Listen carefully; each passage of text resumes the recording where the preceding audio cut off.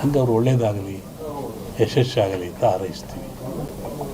ಸಂಕ್ರಾಂತಿ ಕಳೆದ ಮೇಲೆ ಒಂದು ಯೋಗ ಇದ್ದಂಗೆ ಕಾಣಿದೆ. ಇವರಿಗೆ ಅಂತಲ್ಲ, ರಾಜ್ಯ ಮಟ್ಟದಲ್ಲಿ ಒಂದು ಉನ್ನತ ಯೋಗ ಅವಕಾಶ ಇದೆ.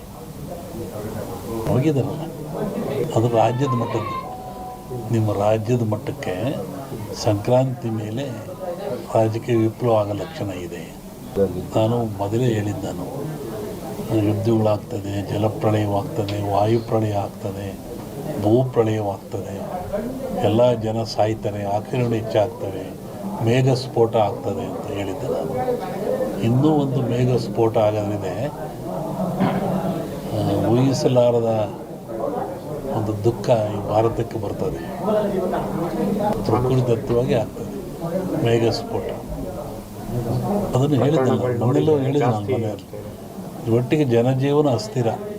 ಯಾವಾಗ ಮನೆಗೆ ಬರ್ತಾನೆ ಹೋಗ್ತಾನೆ ಅಂತ ಹೇಳೋದು ಕಷ್ಟ. ಅಸ್ಥಿರ ಇನ್ನೂ ಜಾಸ್ತಿ ಆಗ್ತದೆ. ಅದು ಅದರಲ್ಲಿ ಅರಸನಾಲಯಕ್ಕೆ ಕಾರ್ಮೋಡ ಕವಿದೀತು. ಅದು ರಾಜ್ಯಕ್ಕೂ ಇದೆ, ಸೆಂಟ್ರಲ್ಗೂ ಇದೆ. ಹಿಂದೆ ಹೇಳಿದ್ದು 2-3 ಜನ ಪ್ರೈಮ್ ಮಿನಿಸ್ಟರ್ ಕೊಲೆ ಆಗ್ತಾರೆ, ಸಾಯ್ತಾರೆ ಅಂತ. ಅದು ಆಗ್ತದೆ. ಸಂವತ್ಸರ ಪರದಲ್ಲಿ ಕಷ್ಟ, ಗುಣಲಕ್ಷಣ, ದ್ವೇಷ, ಅಸೂಯೆ. ಈ ಮಧ್ಯೆ ಒಂದಿಬ್ಬರು ಬಲಿ ಆಗ್ತಾರೆ. ಹೇಳಿದ್ದಲ್ಲ, ಸಂಕ್ರಾಂತಿ ಮೇಲೆ ವಿಪ್ಲವ ಆಗೋ ಲಕ್ಷಣ ಇದೆ. ಇಲ್ಲ ಸರ್, ಸಿದ್ದರಾಮಯ್ಯಗೆ ತೊಂದರೆ ಇಲ್ಲ. ಮೂಡ ಬರುತ್ತೆ, ಮೂಡ ಹೋಗುತ್ತೆ ಅಷ್ಟೆ. ಏನು ಆಶೀರ್ವಾದ ಬಂದರೆ ಆಶೀರ್ವಾದ ಆಗ್ತದೆ. ಹೇಳ್ತೀನಿ, ಜಗತ್ತಿನ ಸುದ್ದಿ ಈಗಲೂ ಇದೆ.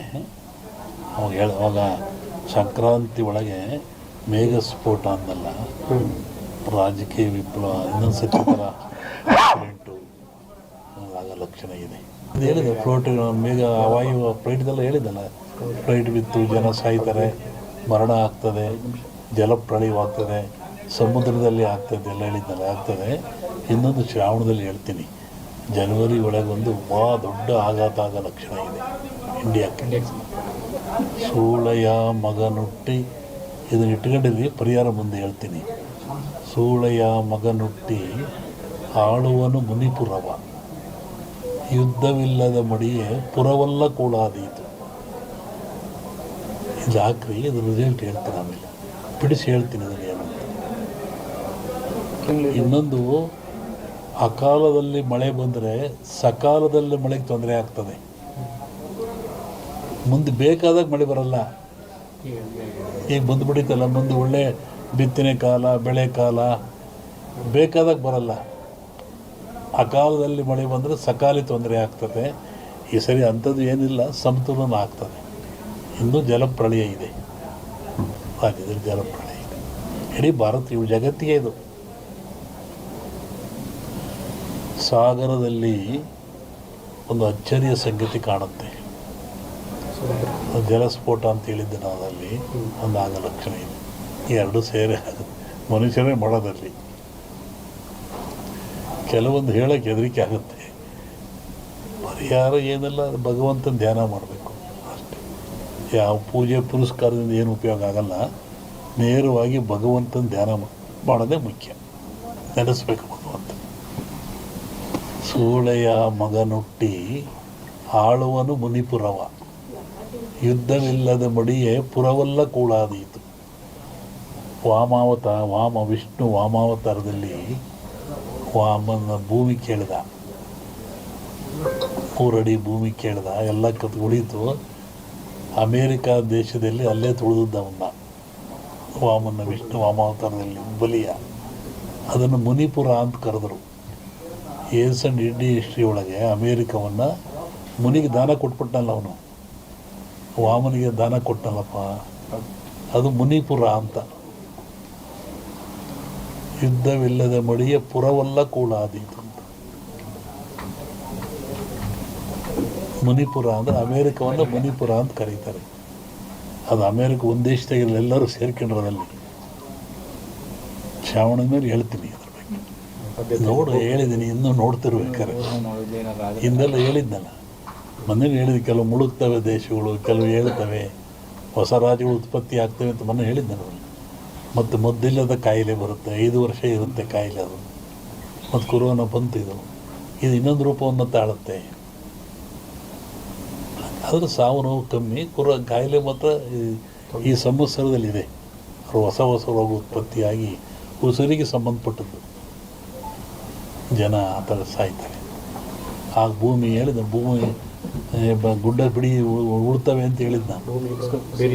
ಬೆರೆಯುತ್ತೆ, ಉಳುತ್ತವೆ, ಸಮುದ್ರ ಜಲಬಾಧೆ ಜನ ಸಾಯ್ತಾರೆ ನಮ್ಮನ್ನು ಹೇಳಿದ್ನಲ್ಲ.